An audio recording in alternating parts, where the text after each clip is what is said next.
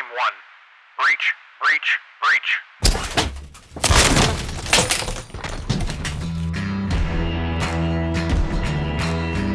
You're listening to Breach Your Mind.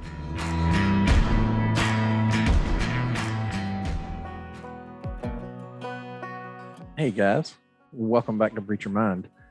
Hope everything's going good for you. As last couple of weeks have gone, you got me and Chris here with you.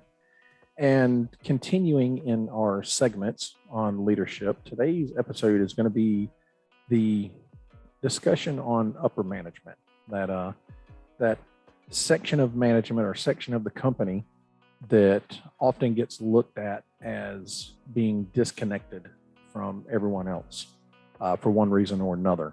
So that'll be the continuation of the conversation on leadership. This is the third segment and final segment, at least for now, in this conversation. And it's worth noting that both Chris and I have not been in upper management in our current professions. So we're going to be speaking from the terms of how we see it from our current positions. And in doing so, we're going to have to be realistic and give concession to the fact that we don't know everything that goes on in upper management. So we know there are facets of upper management, especially when you get to talking about budgets and a bunch of different aspects of business life, because regardless of the profession, there is a business aspect, especially when you get to upper management. You're talking human resources and finances and all of that and equipment. So we are realistic and will give concession to the fact that we don't understand or know every aspect of it.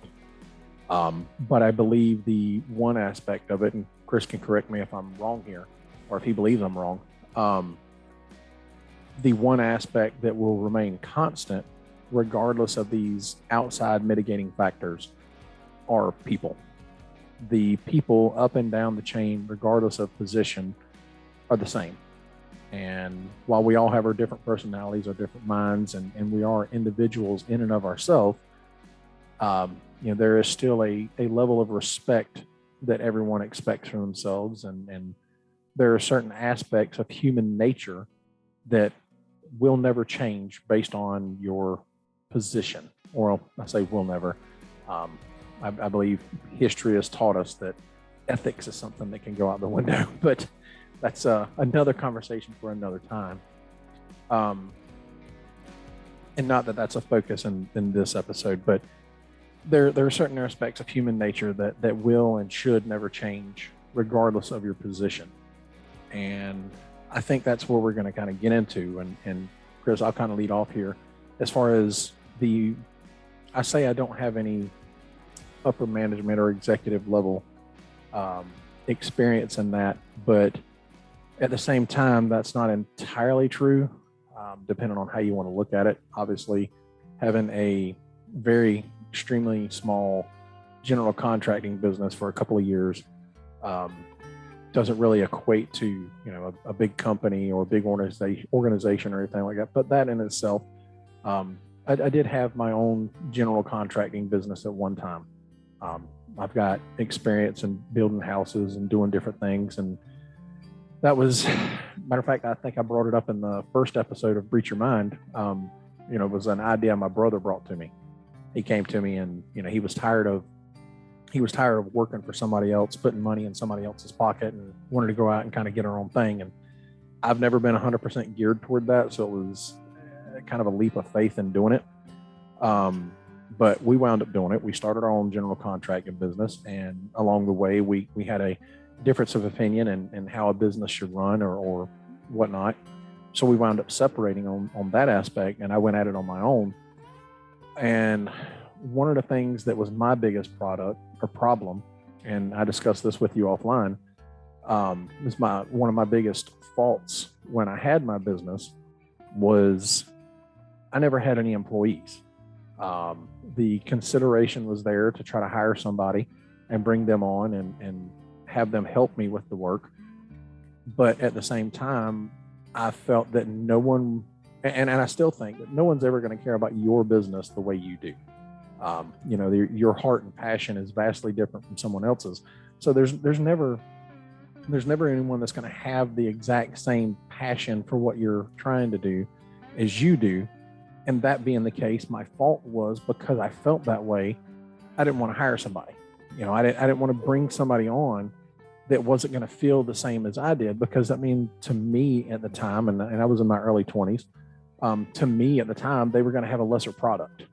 And that's not what I was looking for. I wasn't looking for somebody that was going to come out and half-heart the work and create a lesser product. I'd always kind of gone by the philosophy that if a new company can survive the first 2 years, then you got a good chance at surviving. And by this time, I think I was already a year in, and I was now doing it on my own. And I wanted my company to have the best chance it could. And to me, the best chance was by myself, because I just wasn't going to give anybody else a chance to screw it up for me. And to me, that was a fault, because as a business owner, what I should have been looking at is, can I hire somebody and bring them on as an employee that's going to be able to help benefit the company, help the company move forward? And if I brought somebody on with the experience that I had, or even more, well, then I can double my output. I could double the jobs that we can get done, because now I can send that person out to go do these jobs while I'm doing this job, and vice versa, or work on them together and get it done faster. So I really denied myself as a business owner in having a successful business, because I had too little faith in people. I had too little faith in individuals that they weren't going to be able to do what I wanted to get done. And even though I'm only in the, I guess you would say, middle management section of things in my life now, I've been in it a while, and I see the value in people a lot easier now. I see it a lot more. I'm a lot more open-minded now. A lot of that came with education and experience that have come over the years, since you made it so much, or you so eloquently put it about me being pretty old in the last segment. But it's something that's came with time and experience that I've, really started to understand the value in people and what they can help you accomplish. Not what they can do for you, but what they can help you accomplish. And being in that middle management role, I've been able to apply that philosophy, in my current profession. And I mean, to me, it's been a success. To my supervisors that are talking to me about the watch and telling me that, they're satisfied and pleased with the work that we do and things like that. So to me, it's been a success. So looking at it from that standpoint, my failure, which was a learning experience, my failure as a business owner, was because of my own doing, because I didn't have that faith in people that I was willing to bring them on and take that risk to say if I could, make my company better. And I think that applies all across the board. I think it applies not just in business, but, in our current profession. I think it applies in the military, though that's a vastly different organization all in of itself. So that's kind of where I want to lead it off with is just having the faith in people. I think from an administrative standpoint, from an upper management level standpoint, I think it's important for you to see the value in the people that are down the chain. See the value that those people can bring to your company, bring to your business, bring to your organization, and really do the best you can to bolster that, empower those individuals to be able to take that stand and do the best they can. I don't remember if I said it earlier or not, but a lot of those techniques and skills and things that we talked about for the middle management, I think they also apply for the upper level management, but with all the extra added stuff, it brings something else. What's your opinion on at least that particular area? Because I got somewhere else I'm going to go with it as well, but.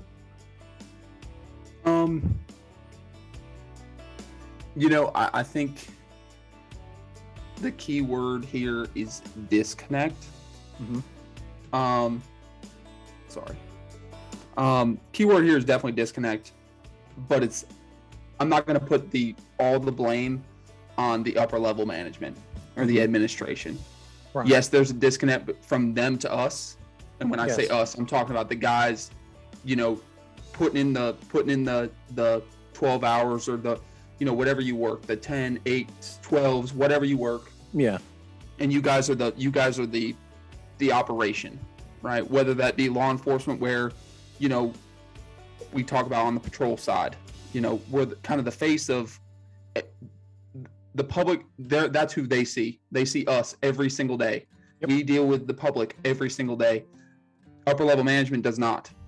In our minds, there's a disconnect that they don't know. Oh, they don't know this job. They don't know how it is. Blah, blah, blah, blah, blah. Well, I'm going to reverse that role real quick. All right.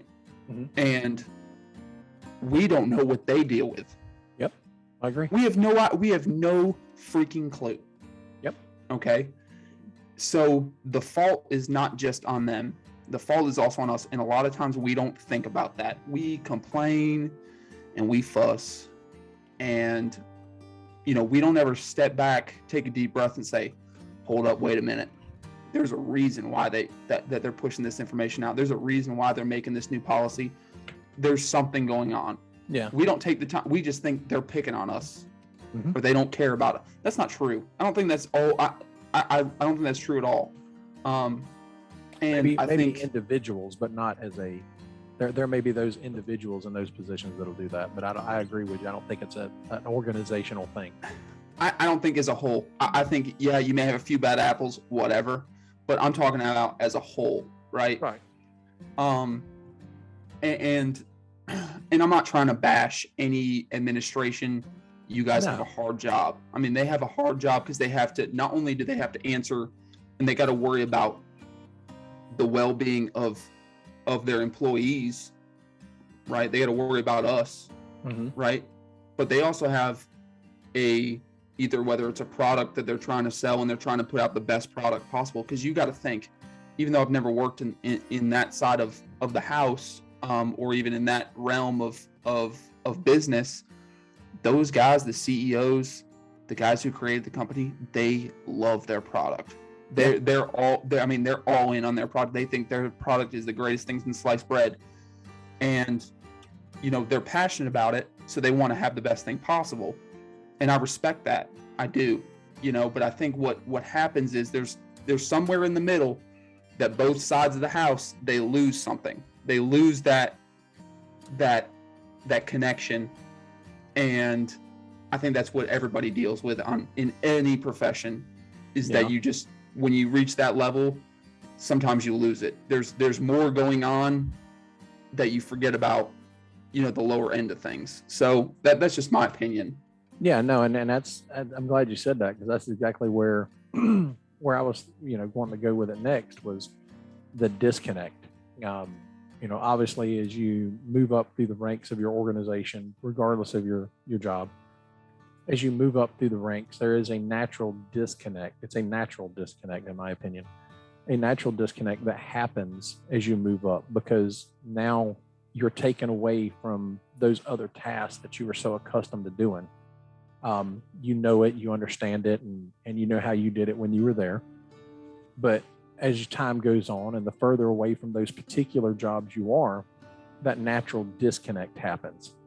And likewise, like you said, there's that disconnect from our standpoint on it, because all we can see is what's in front of our face. And if we're not willing to take that step back and look at a broader picture or what have you, we get lost in it as well. And I'd actually had a conversation with someone about it not too terribly long ago, about that natural disconnect. It's fine that it's fine. It's natural and you can't stop it, but the natural disconnect happens. But my problem is when we realize that there's a natural disconnect and then we ignore it. Because while you can't stop the natural disconnect, you can try to bridge the gap that's there. And the only way, in my opinion, that you can do that is by keeping that relationship with the individuals lower in the ranks, lower in the job titles. As far as like a structure goes, not individuals, but when you know that there's that natural disconnect and you intentionally ignore it after it becomes relevant, that's where I see, as an administrator, things kind of get off the rails, because now instead of trying to do something to bridge that gap in that disconnect, instead of trying to bridge that gap, you're just allowing it to continue. And by allowing it to continue, the willingness for everyone to be open-minded and try to see things from all standpoints becomes less. Then you start getting more into that us versus them mentality. And like we discussed earlier, the us versus them mentality is not beneficial. It's not beneficial for an individual. It's not beneficial for the organization or the company. And it just doesn't need to be that way. Some of the best companies in the world have got such a smooth transition between the top and bottom. The guys at the top, they know the guys on the bottom's name. They're walking around shaking their hands. Hey man, how's things going? How's your weekend? And I'm not saying you got to be personal with anybody, but they have that smooth transition because they work to bridge that gap. And if you don't do it, then how are you benefiting anybody? And the only way you can do it is by making that effort to go out and keep in touch with your people, keep in touch with what they're doing. Specifically, like in our career field, crap, man, think back over all the social unrest and everything that has happened. I know you've seen it where you are and down here. With all the social unrest, those of us that are on the front lines of it, those of us that are out there in the public, and thankfully here, we haven't had anywhere near the effect that some of the other agencies and departments and things like that across the country have had. But on a smaller scale, we've had some that have been involved in the social unrest and social stuff.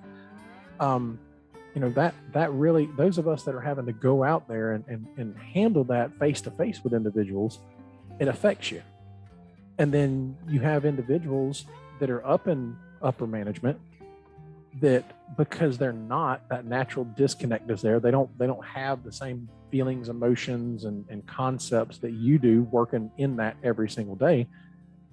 So, they will do things. And then of course, those of us that are out there going out and doing it are like, why are we doing this now? Like, don't we have enough to handle right now without this extra stuff?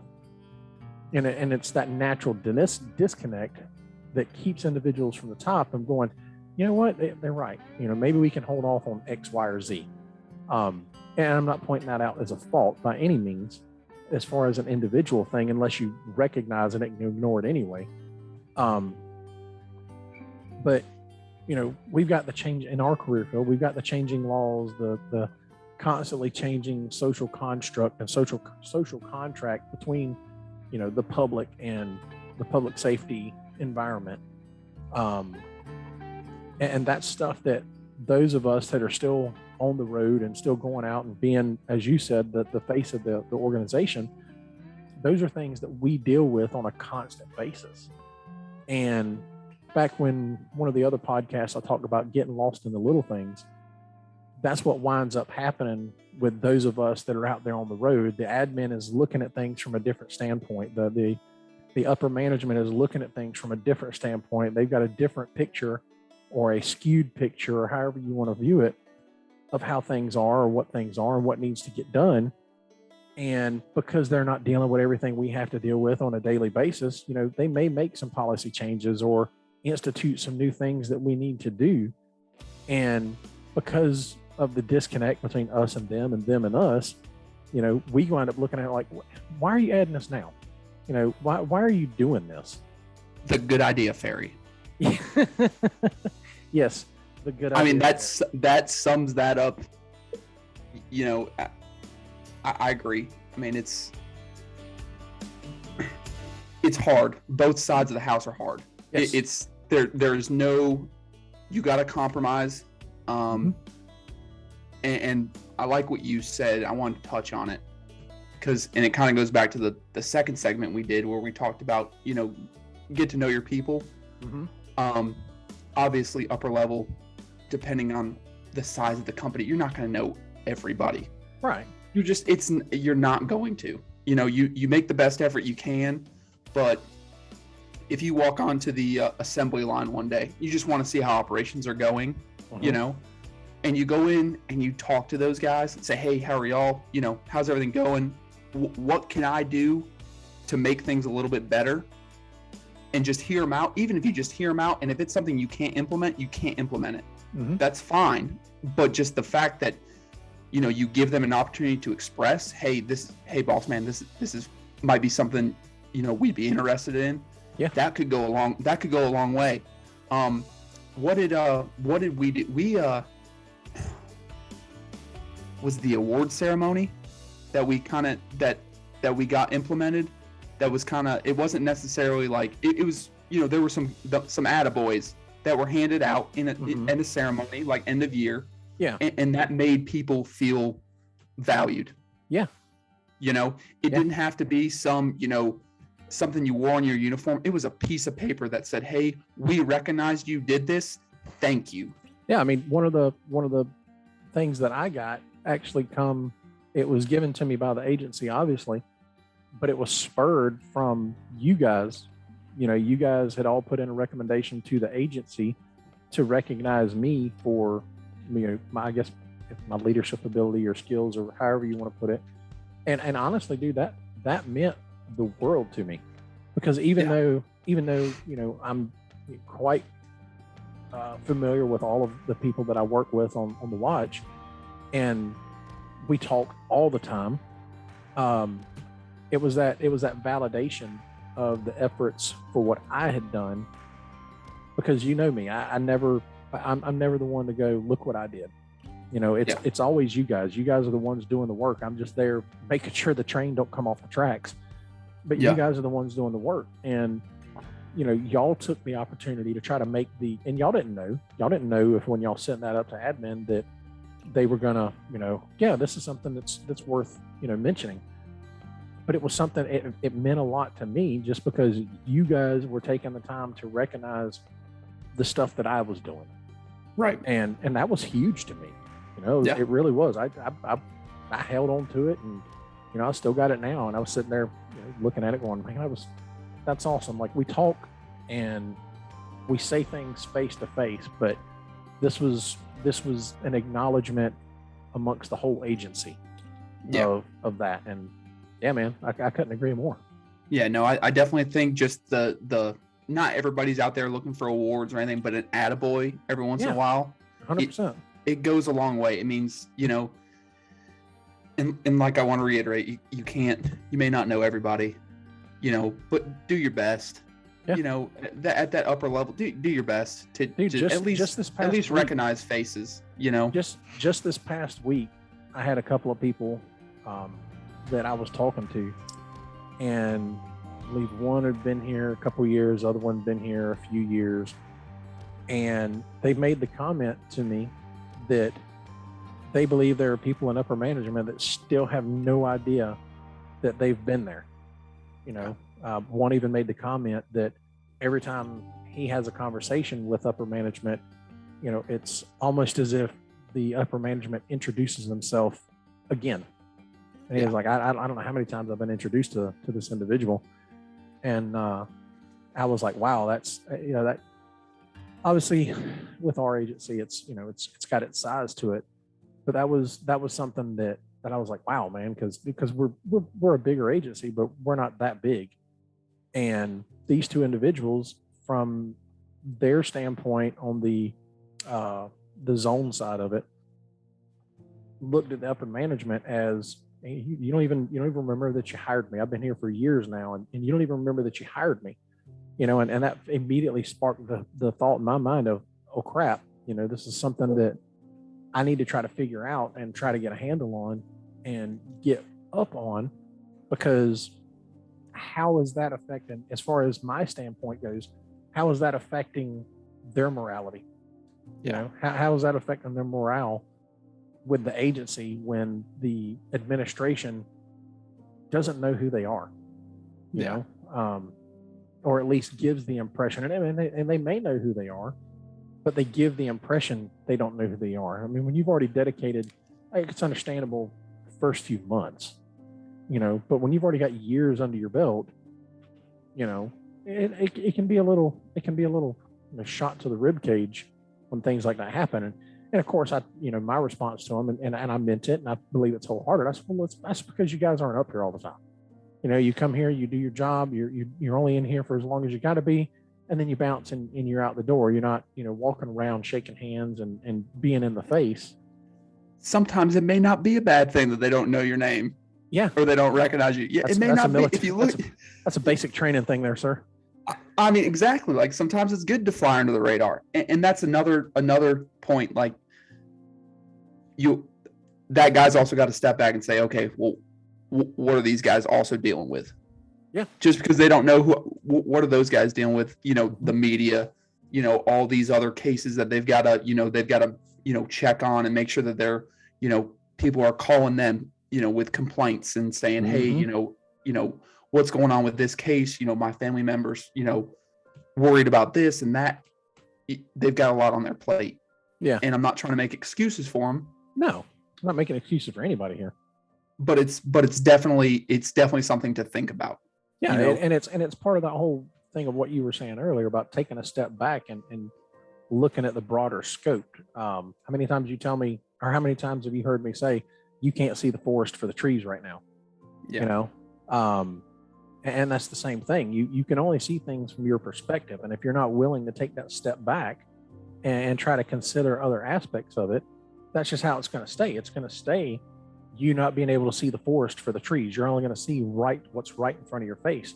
And, especially with our particular career fields, when you're talking about the social aspect of it, the social unrest and the social aspect of it, like I said earlier, it hasn't affected our community as much as it has other places across the country, but it is still a thing. Our upper admin are still getting phone calls about and questions and comments and things that are being told to them. So they're having to deal with it from their standpoint, so it's real easy when they've got everything they've got to, it's real easy for them not to, take those little small efforts that people would think was nice.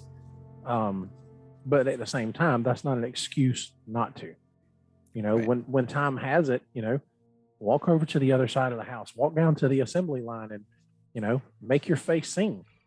Yeah. There I have found, and granted it's because of the time that I've been here, I'm pretty comfortable with just about everybody we work with top to bottom.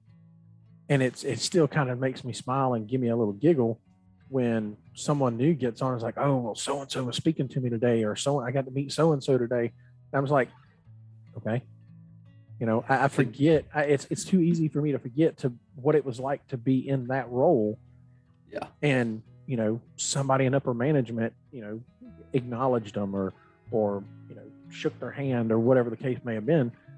It's easy for me because I've been there for so long and I've gotten so comfortable with my relationship with all the individuals that I see them, enamored with meeting this person. I was like, it's just a person. Like, well, that at the mid-level, you have to remember that too. Yes. Because if you downplay it, yep, then that person, you see what I'm saying? Like if you downplay it because you're so used to it, it's gonna affect that negatively. And I've fallen into that trap too. How do you not know that person? Especially if it's early in the morning and that cup of coffee hadn't kicked in yet. Okay. You haven't had your breakfast. Yeah. Okay. And go away. Go away. Yeah. Leave me alone. Leave me alone. Yeah. Listen to classical music.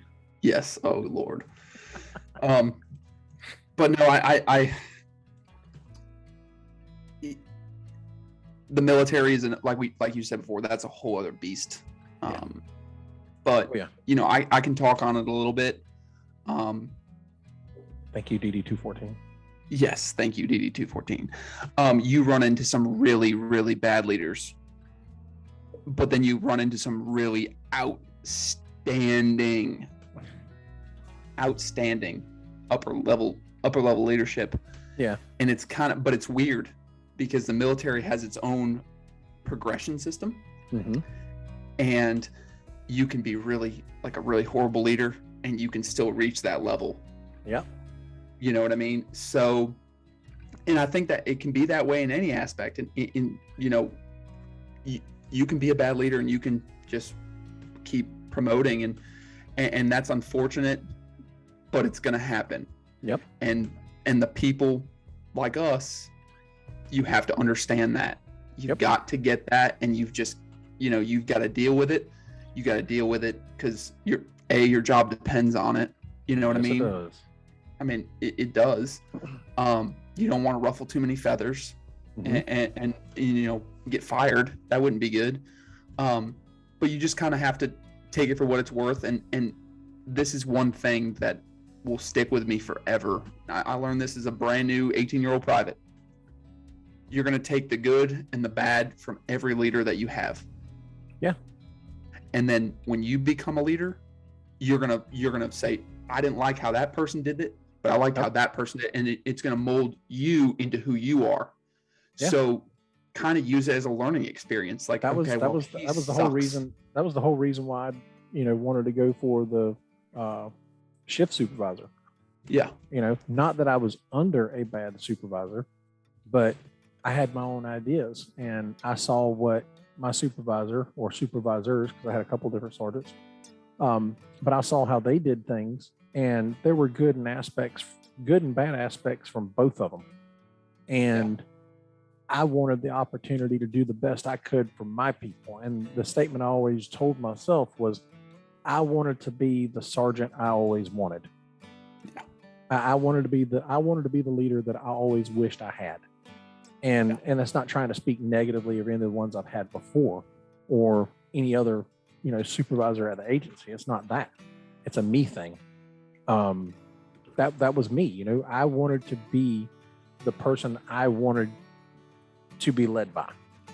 And I think if we think of it from an administrative standpoint, an upper level management standpoint, I think it can still apply there too. Go into that role wanting to be the admin or the upper management that you wish you had. Yeah. And of course, there's always extra stuff that's going to come in and take away from it.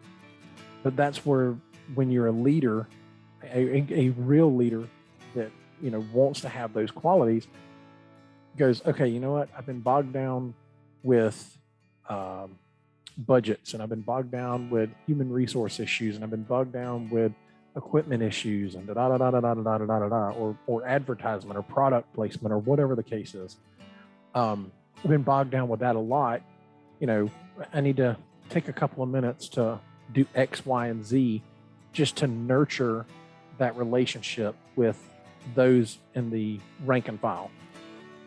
And like I said, not been in that position, aside from my ignorance and having my own business, it makes it tough to try to make sure you cover all of the aspects of it. But I think in general, if we can keep those things in mind, if we can just keep that, I guess the best way to say it is that humbleness. If we can keep that humbleness in mind and not buy into our own BS, and try to be that leader that we wanted to have led us, I don't see how that's going to be a failing combination. I don't see how you can be a bad leader that way from any level, especially from the upper management level. Yeah, no. And this is like one other thing we can quickly touch on. And I think it's kind of really, not really important. Well, I think it is very important. Disseminating the responsibilities. Mm-hmm. Okay. You've got your job. Okay. Try to choose the best people for the next job. Mm-hmm. You know what I mean? Try to be fair. I mean, fair is key. I mean, if there's sometimes you run into it where you owe people favors and you want them in one position because you owe them a favor. Well, that's good for you, but if they're not the best person for that job, don't be fair. You know what I mean? Yeah. Because that goes a long way. But obviously, that's not always in your control. But trust the people that you put in that position to do the job. Yeah. Don't micromanage, because that's lose-lose. Because if you don't have the trust in the people that you promoted, how the heck do you expect the people that are underneath them to trust them? Yeah. It's terrible. So make sure you disseminate and you kind of back up, and you give them a task, just like what we talked about mid-level. Give them a task, let them figure it out. Yeah. I think you'll get more production, a better product, and a happier staff or organization if you do stuff that way. Yeah, I can agree with that. But that's just my opinion on that. Like I said, we've never been in that position. Well, I do know that another aspect that I've seen, obviously upper level management, they don't have to explain reasonings to anyone. If they decide they want something done, they can obviously just say, I want it done. But kind of going back to, I think, what we were talking in the last segment on, when you talk about personal ownership and validation and things like that, the newer generation, and I hate to make this analogy, but I think it's the best way I can do it at the moment.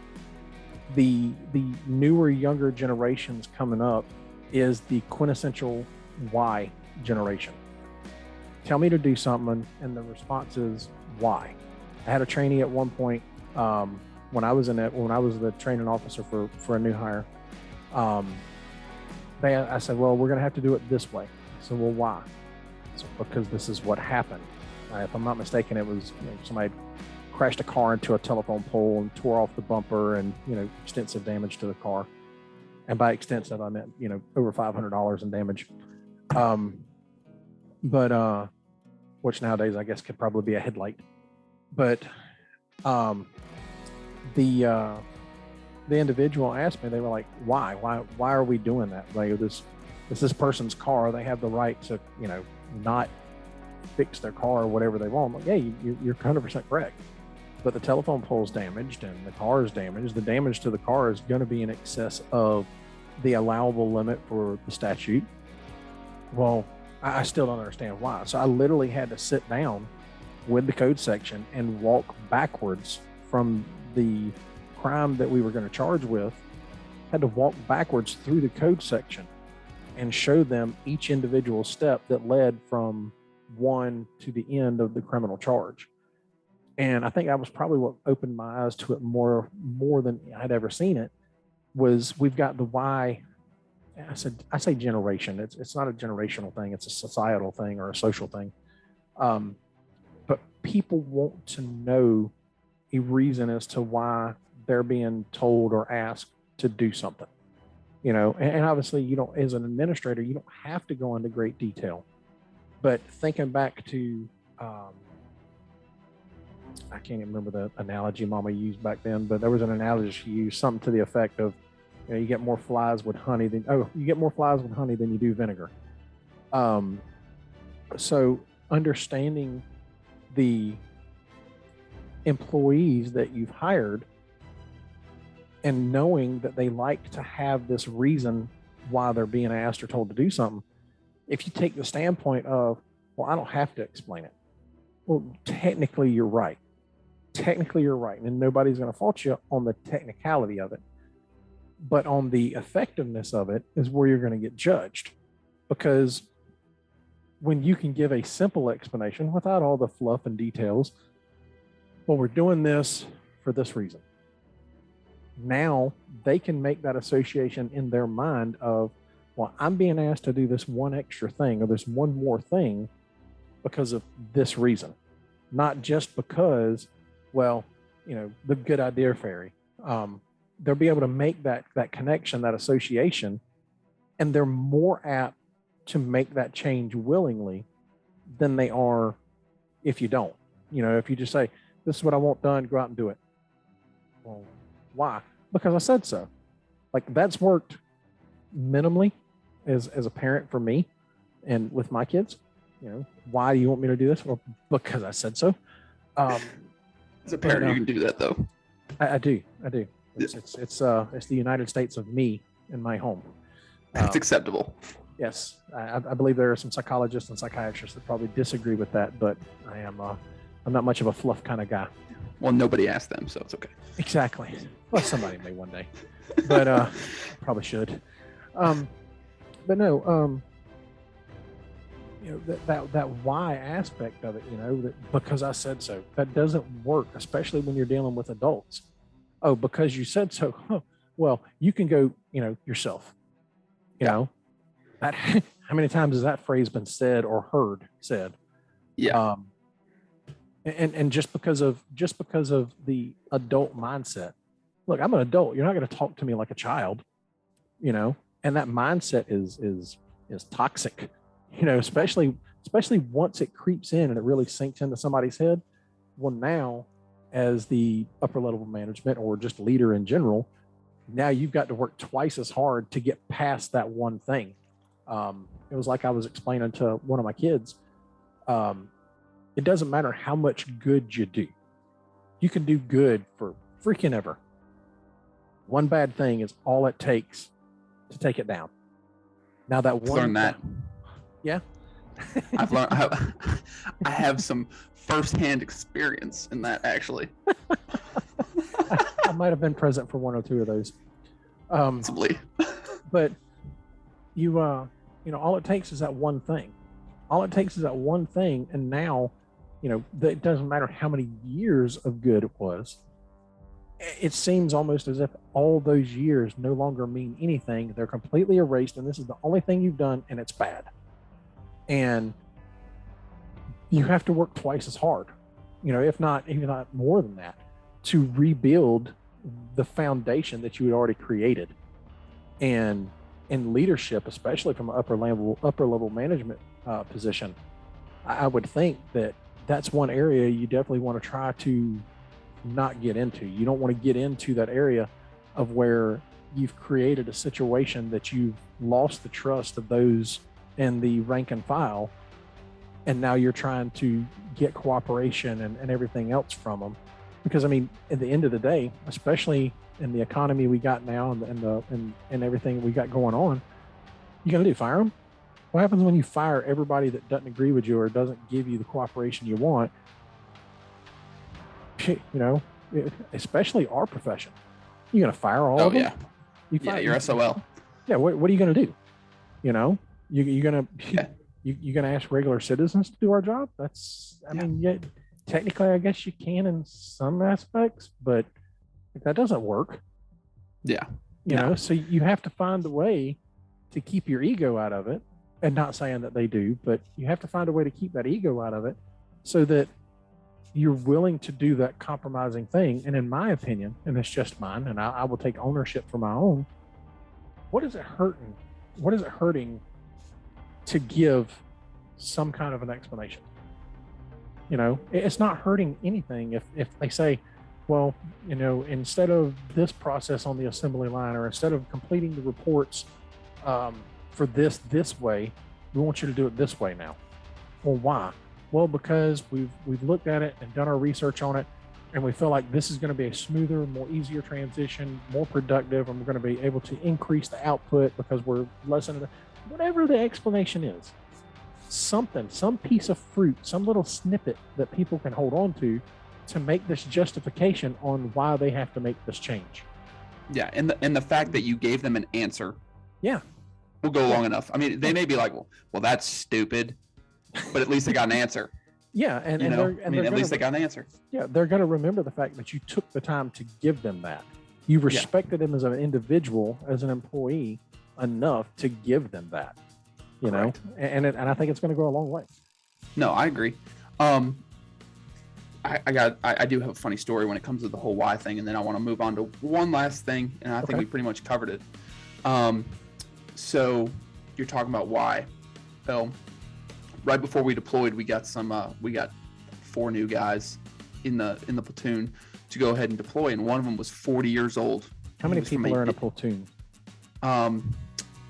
In my platoon, because we were a headquarters platoon, there was like maybe 20 of us. Okay. But I think in a like I said, I'm pretty dated. I'd have to go back and look in the manuals to give you an exact number of what specifies the platoon. But I want to say about 20 of us that were deploying in this said headquarters platoon. One of them was from a different country, a Eastern Bloc country, and he was like 40 years old, and he is just like fresh out of basic training, right? Mm-hmm. Great guy. I mean, great guy. But his favorite game, for whatever reason, we had these Connexes, those big metal shipping containers. Yeah. And this is what we were doing. We had to pack all of our stuff in them to send them overseas, right? We had to get our stuff over there. Well, he loved the game of take it out and put it back in. That's what we'd call it, right? Because we would have to unload these damn. That seems so stupid.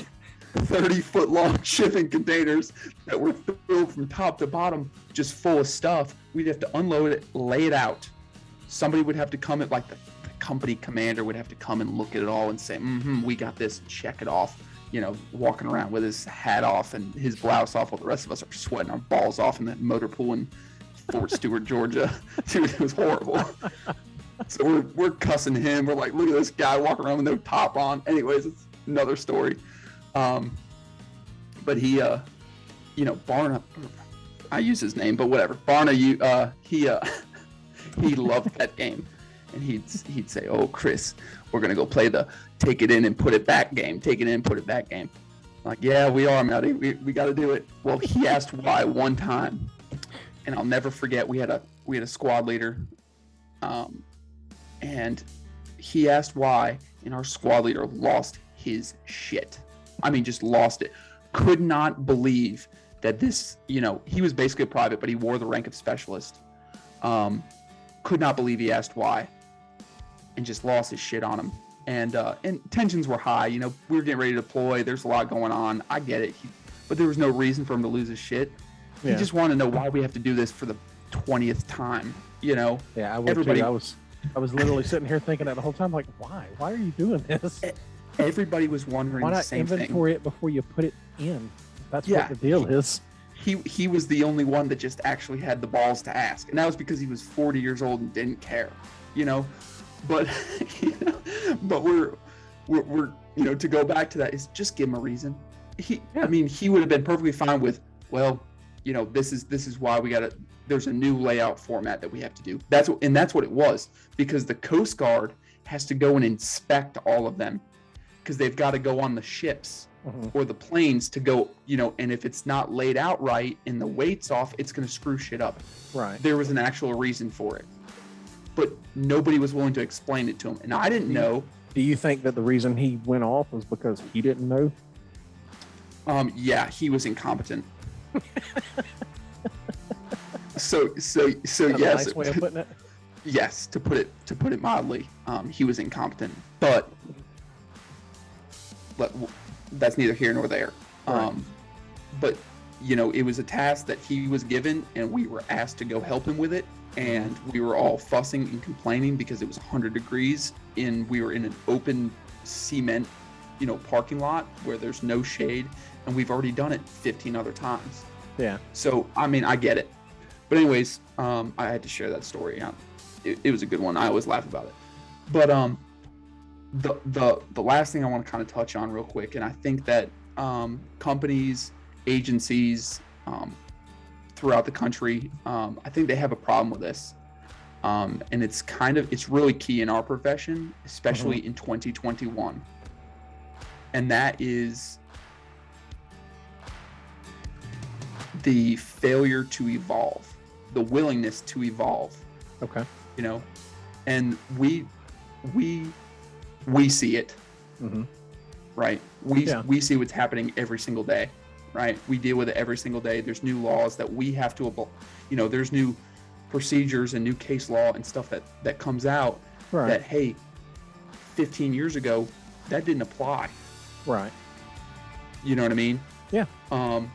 Well, a lot of times when you get into the upper management, you kind of lose sight of that because you're not dealing with it on a day-to-day basis. Right. So if somebody, like if a sergeant comes to you and says, hey, this just came out, just read it, one of our policies doesn't align with this, we need to get it fixed. It would behoove you to get it fixed. Yeah. You know, and I think a lot of people, especially nowadays, they're starting to open up to that. But I think, you know, prior to what we're going through right now, especially in law enforcement, I don't think they were willing to open their eyes to it. And I think there's still some people in management that are like, well, we've always done it that way, so we're going to keep doing. No. Yeah. You got to evolve with the times. You've got to. And it's. And in saying that, you know, as far as, you know, trying to still be objective about everything, I think it's also worth mentioning that we also, as we're making these suggestions, because I mean, we're talking about stuff that's other than just policy. But the flip side of that coin is, unless the reason is, well, this is why we've always done it. There ain't no sense in doing it differently. You know, I've never operated that way, but we also have to keep in mind that there may be reasons as to why we haven't done it. That those of us that are in the rank and file, we just may not be privy to the reason as to why certain changes haven't been made or certain evolving has not occurred. Right. You know, it could be a finance thing, it could be a staffing thing, it could be an equipment thing. Oh no, absolutely. But if the reason is, well, this is the way we've always done it, then yeah, that's most definitely an issue, because times have changed. You know, social, the society has changed, mentality have changed, people have changed. Well, on the business side, there could be new technology that comes out. Yep. There could be new technology that comes out, and somebody, you know, at mid-level says, "Hey, boss, you guys are on a, you know, Monday morning meeting. Hey, boss, this new technology just came out. You know, well, it's, you know, it's been out for, you know, 5 years or so. It's finally got down to where we can afford it. Mm-hmm. We should try to implement this new technology. It's going to help, you know, our production line, you know, tenfold." Yeah. Don't be afraid at the upper level management to take that idea and say, you know what, let's look into it. Yeah. Don't just shoot it down because it's something new and you're afraid to go to it. Yeah, I agree with that. That's what I'm kind of getting at is, yeah. And obviously we can only talk on the law enforcement side of the house, but it still applies to the other side, you know, to the private sector. It's, don't be afraid to evolve with the times. Don't, don't be stuck in your own ways, because at bare minimum, at least that's not good. At bare minimum, at least try. At least try. At least, you know, that was one of the things that we did with, and we still do now. I think it happens a lot less than what it used to. But that was one of the things that I've always been real big on is, when we did have our shift meetings, I would wind up asking you guys, is there anything that y'all see we can do different? Is there any new ideas you want to try? Is there anything y'all want to do? Now, I did, get to where it was something that we voted on as a group because it affected everybody. But it was always one of those things of, if we could get agreements on it, then let's try it. If it doesn't work, we go back to the way we were doing. We go back to the drawing board and we figure something else out.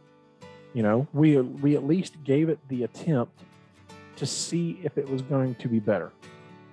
And I think that's something that's really important, because one, you're giving your rank and file that empowerment. You're giving them that sense of ownership and contributing and so on. And at the same time, you're allowing these new ideas to come in. And who knows that one of those ideas may be the thing that, sets you apart from everyone else. Yeah. Take advantage of the low-hanging fruit, the stuff that, hey, this is going to make our, the organization happy. It's an easy catch. It's an easy grab. We can pull it right off the tree and instantly you can get some gratification out of it. Yeah. Just, don't be afraid to change it up a little bit, because I think it can go a long way for morale, for, productivity, and that's pretty much on that note, that's pretty much all I got to say about that. I hear you, Forrest. That's all I have to say about that. Yeah. No, and, So- and I agree with you. I think the big takeaways from this one is, from an admin standpoint, recognize there's a natural disconnect between you and the rank and file. Recognize that, and it's not a bad thing. It's a natural thing. You can't stop it from happening because you no longer, on a day-to-day basis, focus in that area. So recognize that there's a natural disconnect, but at the same time, try your best to bridge that gap. Keep in touch. You've heard me say it before. Keep your finger on the pulse of the people. Keep in touch with the people in the rank and file. Make that effort, and when you make that effort, they're going to make the effort. Hopefully, if they're a good person, good employee, and then continue to apply those leadership skills that were successful for you coming up to the point where you are now. Now obviously that doesn't really work if the person thought they had a good leadership skill and it was actually crap. But you rely on feedback for that. I always relied on you guys, and still do, rely on you guys to give me feedback on how I'm doing things. Because how else am I going to know how else am I going to get a report card on this? I can't just constantly see everything. So I've got to have that feedback. And I think those are the two biggest things: is recognize that there's a natural disconnect, try to bridge it, and then also keep focusing on those same leadership skills. Don't get so wrapped up in your new position or your position in general that you lose focus on those good leadership qualities that have helped make you or the company or organization or whatever successful to that point. Because it's once you abandon those things, once things start to go off track, when those employees or rank and file start to feel less valued, or that they are just another cog in the wheel. I saw something, I was flipping through TikTok the other day, and there was I think I told you last night, there was a Start at First class on there that was talking about the attitude of the leader can dictate the attitude of the rank and file. And obviously I'm taking some license on that, but that was essentially what it was saying. Basically, the leader's attitude is going to be reflected in those that they manage or supervise. And I agree with that. I really do, because if you've got a group of people that work well together, that's what winds up happening. They wind up seeing you're upset about something, or you got a negative attitude about something, and then it just kind of bleeds over into them and puts them in a bad mood, or whatever the case is. So focus on those things. But then on the flip side of it, those of us that are not in that upper management position, we've got to take that step back and be willing to be more objective, be willing to know and understand that there are aspects of that administrative role or that upper management role that we can't even begin to conceptualize. We have no understanding of what it's like to be in their shoes, to fill their role and have to accomplish the tasks they have to accomplish. And the only example I've got of that is, when I first got promoted to corporal and then to sergeant, I thought I knew. When I moved into those roles, I thought I had it all figured out. But it wasn't until I was in those shoes when I'm having especially when I was sergeant, I made a big deal, because now the buck stopped with me. Good or bad, the buck stopped with me. And I would always accept that role. But, there were nights or mornings that I'm on the way to the house going, holy crap, dude. I don't know. I don't know about this. I don't know how I handled that. I don't know this, that, and the other, but I did the best I could. And we, as individuals that are not in those upper management positions, have to recognize that we don't know everything, that we don't know what those other individuals are going through and what their job requires them to do. And that there may be aspects of their position or aspects of that level of management that prevent them from doing things that to us are so simple. Well, why can't we get the newest this, that, and the other? Well, the daggone budget doesn't cover it. Well, why?